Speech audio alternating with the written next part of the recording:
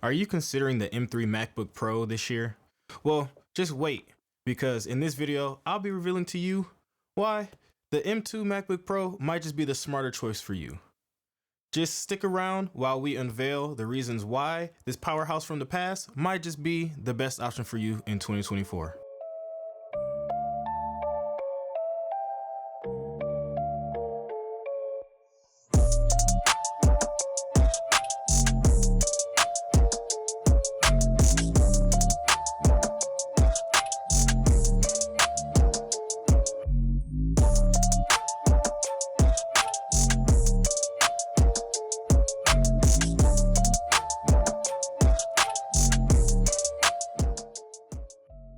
So let's get into the story on why I bought the M2 MacBook Pro over a year ago. So at the time, I was running a 2015 MacBook Pro that I had bought in my freshman year of college, which was fine until I decided to change my major to information technology with a focus in cybersecurity. And when I looked at my course curriculum, I had to do a lot of coding, which I already knew that my 2015 MacBook Pro could not do because I took one C++ course and it struggled. So that alone already made me decide that I was going to have to purchase a new MacBook. Now, the other thing that made me want to just go with one of the new ones is that they added the HDMI port back, which is a port that I used all the time with my 2015 MacBook Pro. So since I decided on buying a new MacBook, I was stuck between the M1 Pro chips or the M2 Pro chips. And at the time, the M2 Pro chip had not released yet. This was December of 2022, and I was struggling. I was like, I don't know if I should just go ahead and buy the M1 or should I just wait for the M2? And so I just ultimately ended up waiting for the M2 because if you know me and if you watched my Get to Know Me video, I love new stuff and it was within the budget. So now I have the M2 Pro MacBook Pro. So now that I've had it over a year, I can confidently recommend it to you.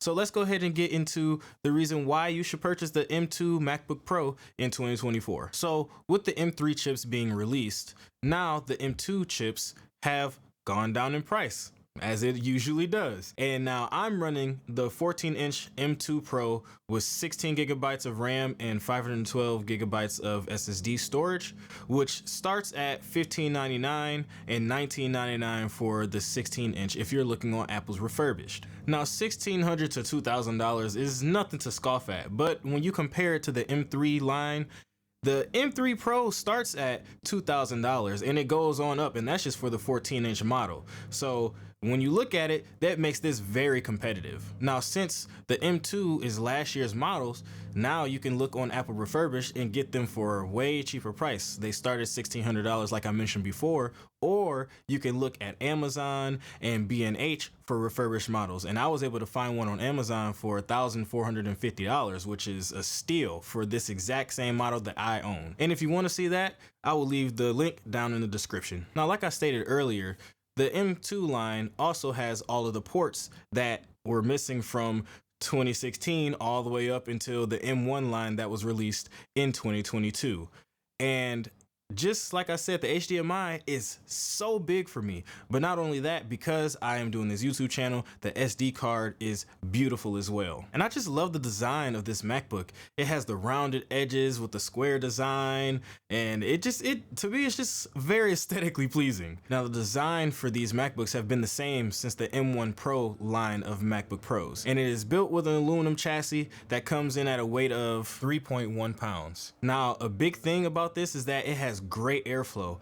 I don't even think that I've heard the fans come on in this MacBook at all since I've used it, and I've used it for multiple things such as video editing, coding projects, you name it, I've done it. And I've never heard the fans kick on, not once. This MacBook also comes with the 120Hz Pro Motion display, and if you haven't felt a high refresh rate monitor before, just know that it is so smooth. There is nothing like it. I'm not gonna lie to you. Now we're gonna go ahead and go out for a battery test. I have to go to class and my MacBook is charged to 100%. So let's just go ahead and hit the library and I'll see you there.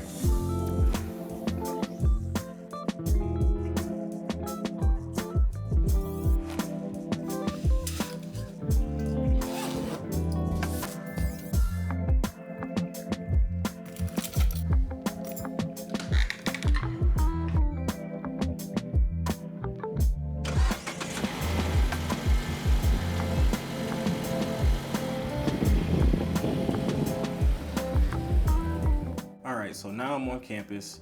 I have class in about 2 minutes. I'm currently sitting at 100% battery, which I will show you really quick. I'm at 100% battery. And like I said, I have class in about 2 minutes.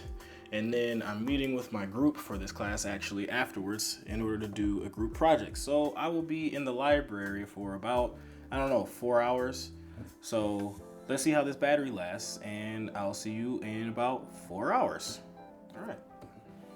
Now, the battery life on this is amazing. It lasts forever, I'm not gonna lie to you. But one thing I will say is that I have noticed it starting to die a lot quicker now.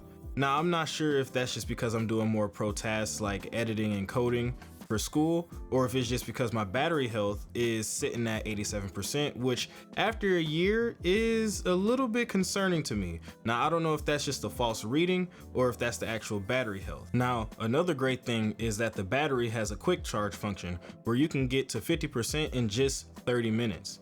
Now, I'm gonna go ahead and see you back in the office. Okay, I am so happy I remembered that I did not check the battery before I left the library. So I'm gonna go ahead and show you what I'm sitting at now. So like I said, it's been about 4 hours, and if it'll focus, and I'm sitting at 64%. So not too bad. Like I said, I had class on Zoom and stuff, and then I met with my group and we were doing some coding stuff for our project and things like that. So I was doing some pro tasks, but yeah, so 64% left, and so it lasts me a while. All right.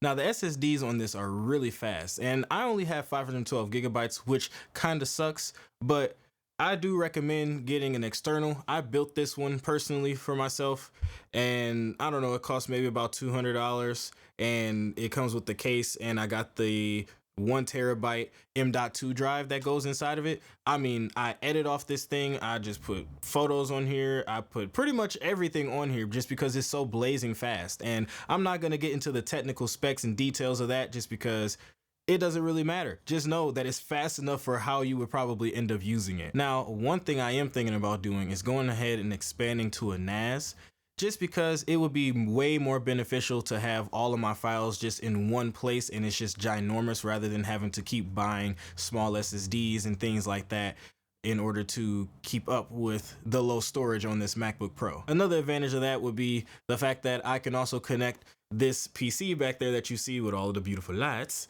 and my work laptop that holds some personal files on there, and have everything all in one place and be able to reference them across all of my devices. So the real question is, who is this MacBook for? Well, I guess the real question you have to ask yourself is it going to be overkill for the task that you're doing? So I would say if you're someone who is going to just really be browsing the internet, watching Netflix and YouTube and things like that, or typing papers, I would say maybe the M2 Pro is a little bit excessive, and you might be able to save a lot more money just going with the M1 line of chips. But if you require a laptop for heavyweight tasks such as video editing, photo editing, coding, or anything dealing with the STEM field, I would say if you're a student, then I would say the M2 Pro lines would be a great choice for you.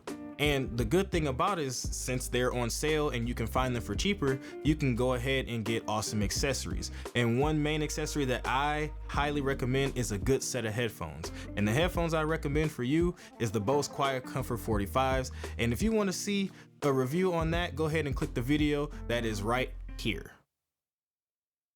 Yeah, right here. Now that's all from me. I'll see you guys in the next one. Here we go for audio sync. Okay, good Lord, I haven't done this in a long time. Which, if you've never felt what a high refresh rate monitor feels like, I mean, it's different. I'm not gonna lie, it's nice. Good Lord, I'm so bad at this.